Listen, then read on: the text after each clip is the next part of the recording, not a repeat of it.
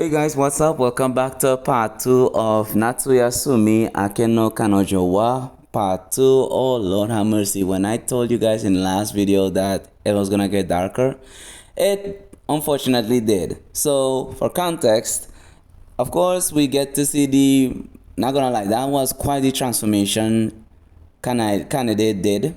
And oh, it was not Kanede, it was actually Kanede. And she went from like the plain Jane to like a whole 304, unfortunately. And homeboy, Matsuoka is a demon. So here's what gets worse. Apparently, he spoke whilst they were talking, he spoke to Nishida. Nishida apparently is very good with the camera and stuff. And he's like, well, listen, I would like you to do a job for me. I would pay you. And since you're into movies, you could be a very good director. And he's like, okay, bet, where are you meant to meet? He says, well, meet me at the hotel at 7:30 p.m.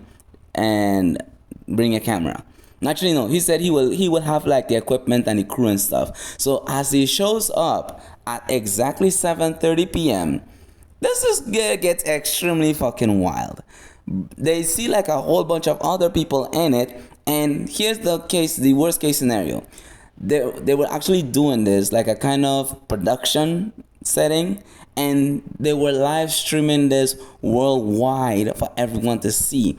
And mind you, according to Matsuoka, they made a total of 1 million yen worth of tips. You know how much is a million yen worth of tips? That's not just even the revenue, that's the tips, which is insane.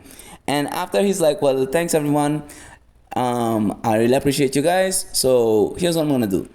If you guys wanna have a go at with Kanede, you guys, I will pay you 30K with rubber, and bareback 50K. I can't negotiate it. And he's like, and everyone's like, hell yeah, I'm about to go down there and go into the train. Oh my goodness. And then as everyone else leaves except Nishida, Matsuoka tells him, listen, I have another one for you, and I have another gig coming up. I would like you to meet me at this different hotel. So he says, all right, cool, I'll come. And he tells him, make sure to bring a wig. So this is not just your typical wig. Bring the exact same detailed wig that I have on my head, real hair. So bring a wig. He brings it in, and everybody and their mother had the exact same wig as Matsuoka's, and they told them, listen, everybody lined up because we're gonna do this from the top, literally.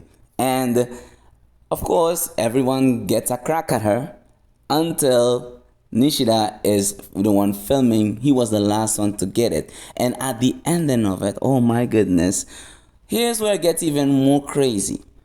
So he gets a phone call from another chick, and he answers, and he's talking to her, and he's like, well, all right, I'm on my way. And he tells Nishida, well, listen, basically he tells him, listen, you can do whatever you want with her. She's no longer useful. She has outlived her usefulness. So I'm gonna just go head out and meet with this other chick, and you can do whatever you want with her. So as he comes up at the ending of it, he comes up to her, and as soon as she's like begging to be pounded into Pound Town, she noticed something. She noticed Matsuoka, or well, let's just say quote unquote Matsuoka, but he had on glasses. So as soon as the wig comes off, she then figures out that it was Nishida the entire time filming her. And she's like, well, because she is in cloud 9 and she's not fully consciously aware of the situation, she's like, well, whatever, do me whatever you want. And she started breaking down crying, because when she finally realized who it was, she realized that she was being used and manipulated to the point where she thought if she had been with Nishida, things would have turned out differently. But now she's no longer useful. He no longer sees her as who she was. And originally, he was planning on saving her because something was off. He noticed something was off from the moment he saw her in class after summer break, and she was completely different. But anyways, guys, that is the end of part 2's context, and without further ado, let's get right into this.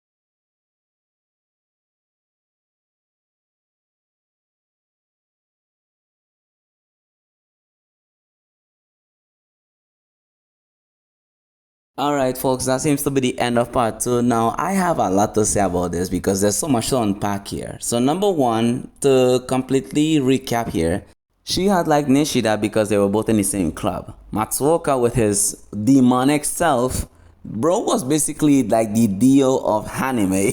Because damn dog, how do you just come up, play your confessing your feelings, and then you use her as a toy, and then to the point where she's like, you know what, I don't want to play with you anymore. She got the Andy treatment from when Woody, from when Andy throws him in the damn garbage. And that was crazy. I think the saddest part is where she cried and she once she realized that it was Nishida and not Matsuoka's. That kind of hurt me a little bit, damn. Because I mean, this just goes to show that your decisions are very important. Your choices are very important, and you have to be careful on who you trust. Because trust me, the ones who you think they're close to you, they're the ones that they will cut you the deepest. And the worst case about this is that this is not the first time, and this is the sad thing about this is the fact that I've seen cases like this in real life, real time. I've seen it from both sides of the coin, whether it's woman cheating on the man or man cheating on the woman. I've seen it, and wow, that I mean, again, that kind of hurt me a little bit, especially when I saw her breaking down, tearing up. That was like wild to me, and the fact that she just like pictured it in her head, like what if she was with Nishida instead of this Mafka, and things would have been so much different. She would have been the plain Jane she was once known. She went from that, nah, but the transformation was the craziest part for me. So anyways guys, I think if I had to give an honest rating, definitely a 7.5. Because one, the plot twist was crazy, the transformation was even wilder, and the ending was just downright depressing. And they said that these types of shows don't have any sort of emotion. I mean, again, I can overlook the sex scenes. The sex scenes is not that important. It's the fact that when you see things like this and you take it into key details and you just watch the details of it, that's what makes it more like, valuable and more like concise. And this is more like cognitive bias rather. No, actually it was peer pressure, not cognitive bias, sorry. It was more like peer pressure, because the fact that she clearly didn't like the guy at first, especially the fact that she heard rumors about the guy being a player and stuff, and the rumors were indeed true. That's what's killing me, is the fact that it's always the blondies, the blonde guys, that always gets away with this type of murder. But yeah, I would definitely say that if you guys are into this type of thing, this is the one for you. Definitely I would recommend it if you guys are into this type of like plots.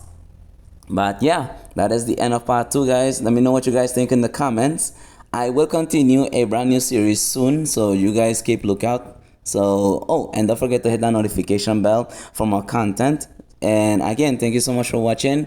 Have a wonderful weekend and peace out. I will upload sometime again, probably tomorrow or sometime next week. I might do one that really mess with my mentals, but I'm not gonna spoil it yet. But anyways, thank you so much. Have a good one and peace out.